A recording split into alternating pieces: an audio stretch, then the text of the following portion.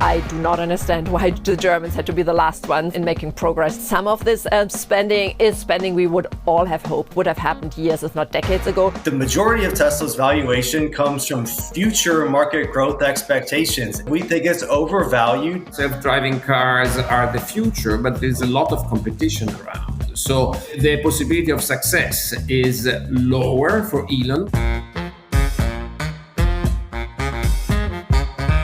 Hey there, you've tuned into The Dip, the podcast that brings the world of money to the U.S. and the U.S. to the world of money. I'm Steven. And I'm Cassandra. Daniel is still doing his best to answer 3 riddles posed by a bridge troll. But until then, I'm here with my good buddy, Stephen Beardsley, because we're answering your questions. And you have a lot of hot takes and questions this week.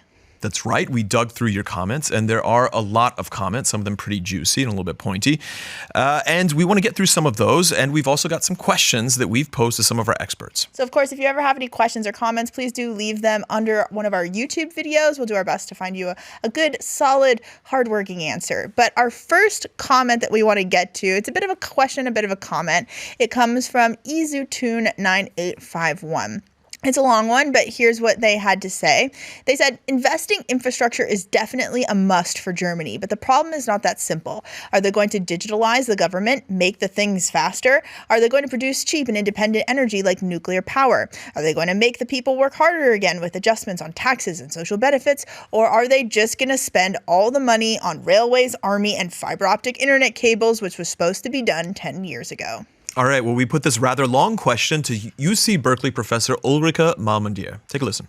There are many ways we can think about investment in future-oriented projects that will generate growth again for Germany. Like a simple answer would be, pick your favorite among all of the possibilities and just make sure the money goes to such an investment opportunity, such a future-oriented spending opportunity, and not towards kind of just giving gifts to your clientele or some other type of consumptive spending. And that would be already better for the country. It is true that some of this spending is spending we would all have hoped would have happened years, if not decades ago. Digitalisation is a great example. I do not understand why the Germans had to be the last ones in making progress there. But at this point, we are where we are. Whatever promises to generate growth, I'm happy if the government goes for it, even if I would maybe have slightly different preferences where they start from. Thanks to Ulrike for that answer. And if you want to hear more about what she thinks about the U.S. economy, what U.S. tariffs have meant for Germany, and more, you can find that in the DW News YouTube feed. Yeah, another topic for this week has been cars, and in particular, electric cars. So this one's a short one, and we got it from Pacter WS6485. They wrote on one of our DW News videos, EV mandates kill the auto industry. Well, we put this comment to Catherine Yusko. She's a research analyst at the American Security Project, and here's what she had to say. There is no true EV mandate. And I would argue, in fact, that encouragement to adopt EVs will actually make the United States automotive industry more competitive in the global market in the long run.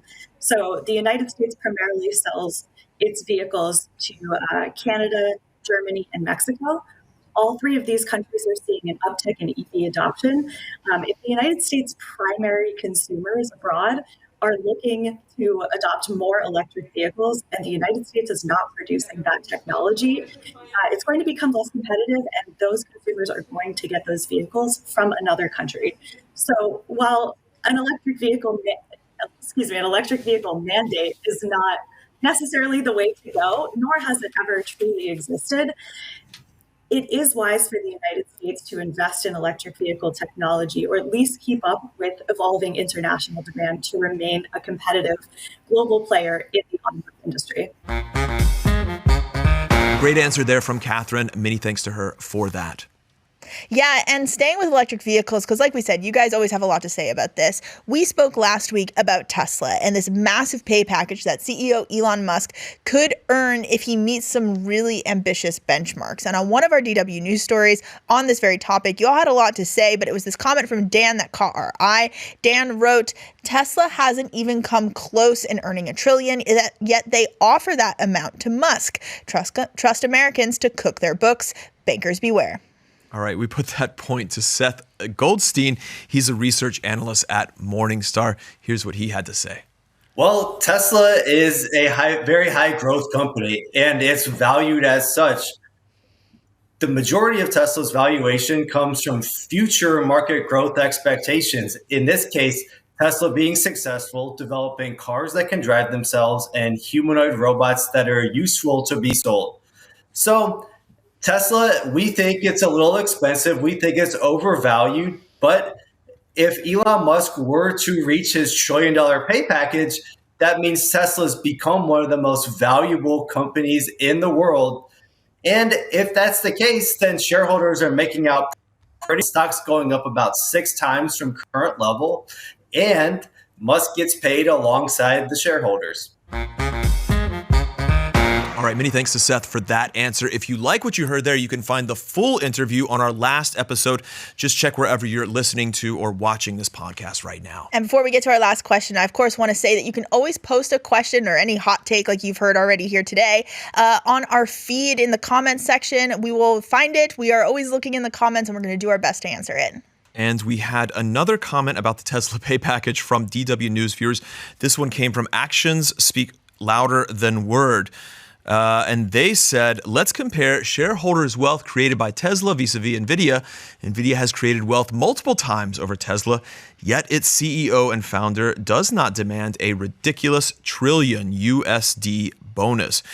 Well, we put that to Tommaso Valetti. He's an economist and professor at Imperial College London. And here's what he had to say.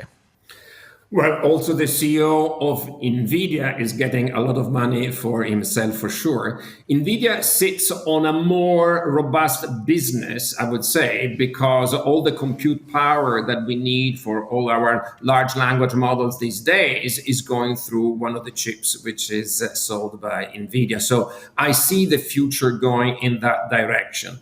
Elon Musk is taking a big bet. Of course, electric cars, self-driving cars are the future, but there is a lot of competition around. So the possibility of success is lower for Elon, but Elon Musk is also an Ubermensch. He wants to be seen as a Superman, doing something completely different from anyone else, which is part of the reason of his success, sending people on Mars, the first human that will go on Mars, sending rockets in space, and awarding to himself the first $1 trillion package in the human history. That's consistent with the legend around Elon Musk.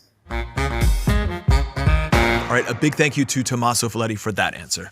Yeah, and I have one last question this time for my good buddy in the studio here, Steven. Oh, I get my own question. Yeah, a little bonus for you. Thank you for coming in because you're a close watcher of the auto industry here in Germany. And every time we post a video about Germany or about the auto industry, a lot of you have something to say. But it's this one that I wanted to toss to you, Steven, because Mario Rincon wrote, the problem with German cars is that for so long they have catered only to the high-end market. They forgot how to make cheap everyday cars. Steven, do you think this commenter is right?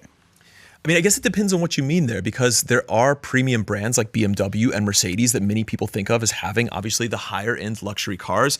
And to be fair, there has been a focus on those in certain markets like China, where they have sold really well until recently. And until they didn't. Yeah, until they didn't. And that's a real problem for companies like Mercedes in particular. There are mainstream producers of cars as well, volume producers like Volkswagen. That was, until not that long ago, the #1 car company in the world. And now it's #2. And obviously they have a wide scale of different cars. Does that compare to a cheaper Chinese car? Especially when you're talking about electric vehicles? Probably not. But I wouldn't necessarily call them high end in that case. But, you know, the real question going forward is for some of these EVs bringing that price down, right? A lot of those cheaper Chinese cars, they may be smaller in the first place, but then they also have advantages with batteries, other things that a lot of European car makers don't have. So that's where German car makers see actually being able to bring that price down. Also developing scale, really sort of pumping out EVs that appeal more to a broad market. It's going to be a challenge for them. I appreciate your insights, Steven, as always. And of course, we also appreciate your questions and comments. You can leave them on any of our videos. And what would we appreciate even more? A like, a subscribe, and a follow wherever you're watching or listening to us right now. And of course, our question and answer section would not exist at all without you guys. So please do leave us a question or a comment. Questions would be very welcome. We get a lot of comments in particular, and questions are easier for our experts to really answer and sort of get into. Yeah, that's right. And that's it for us right now. Until next time, you've been watching The Dip.